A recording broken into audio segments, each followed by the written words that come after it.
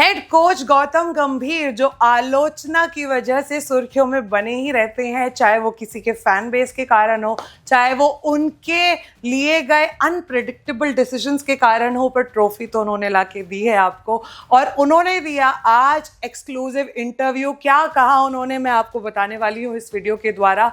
तो दोस्तों, सबसे पहला सवाल उनसे ये पूछा गया था कि जब ये जिम्मेदारी आपको सौंपी गई तो क्या आपका माइंडसेट था टीम को लीड करने के लिए, जिसपे उन्होंने कहा, और ये वो बार बार कहते हुए नजर आते हैं कि एक ही माइंडसेट था कि मैं विश्वास जताऊं अपने खिलाड़ियों में, मैं ट्रस्ट करूं अपने खिलाड़ियों को, मैं और किसी की बात नहीं सुनता। ऐसा ही कुछ कप्तान सूर्य कुमार यादव ने भी कहा था पोस्ट मैच प्रेस कॉन्फ्रेंस में कि जो बात हमारी 1-to-1 प्लेयर से होती है उससे ज़्यादा ज़रूरी हमारे लिए कुछ भी नहीं है। तो उन्होंने कहा कि जो मेरी एबिलिटी है ट्रस्ट करने की अपने खिलाड़ियों को, वही मेरा सबसे बड़ा रीज़न है इन चुनौतियों को पार करके ट्रॉफीज दिलाने का।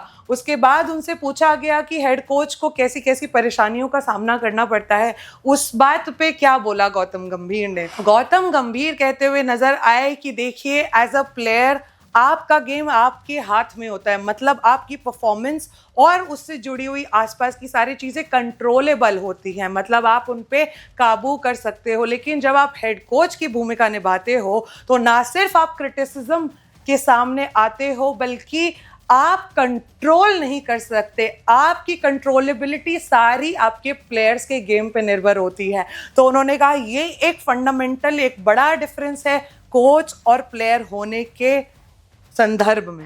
उनसे पूछा गया कि आप क्रिटिसिज्म के बारे में क्या कहना चाहोगे। जैसे मैं आपको बता रही थी, क्रिटिक्स के फेवरेट चर्चा है, ये क्रिटिक्स के फेवरेट टॉपिक ऑफ चर्चा है गौतम गंभीर। हमने भी खेलकूद के माध्यम से लगातार इनके बारे में तरह तरह की बातें की हैं, सुनी है हमारे पैनलिस्ट के द्वारा। लेकिन इनका क्या कहना है इस पूरे मुद्दे पे? इन्होंने बोला कि मेरा काम नहीं है क्रिटिक्स क्या कह रहे हैं वो सुनना, ना मैं उनको सुनता हूँ। मेरे लिए वो सब मैटर ही नहीं करता। मेरे लिए अगर कुछ मैटर करता है वो है मेरी टीम, मेरे खिलाड़ी और उनका प्रदर्शन। और क्या कहा उन्होंने क्रिटिक्स के बारे में? उन्होंने बोला कि मेरी जवाबदेही आप सभी को नहीं है दोस्तों। जो भी आलोचना कर रहे हैं स्क्रीन्स के द्वारा, अपने घर पे बैठे हुए, स्टूडियोज में बैठे हुए, आप सभी को मैं अकाउंटेबल नहीं हूँ, ये कहा हेड कोच गौतम गंभीर ने। ऐसा उन्होंने इसलिए कहा, इसका रीजन उन्होंने ये दिया कि मेरी जवाबदेही है, पर किसको है?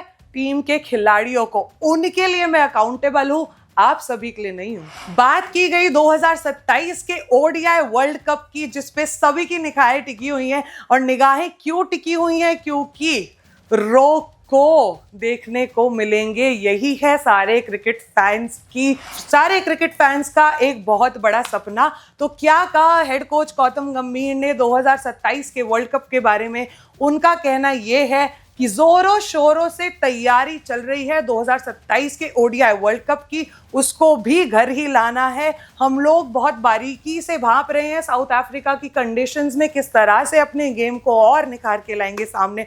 पर कोच गौतम गंभीर, मैं हम सभी के बिहाफ पे आपको एक बात तो आज कह सकती हूँ कि आपने हम सभी की उम्मीदों का भार उठाया है और सबको दी है ढेर सारी खुशखबरी, सबको दी है ढेर सारी खुशियां।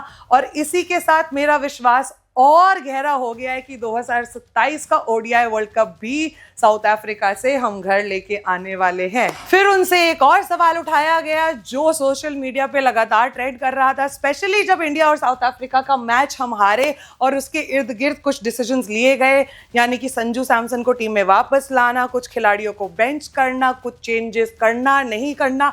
उस सब पे क्या कहना था गौतम गंभीर का?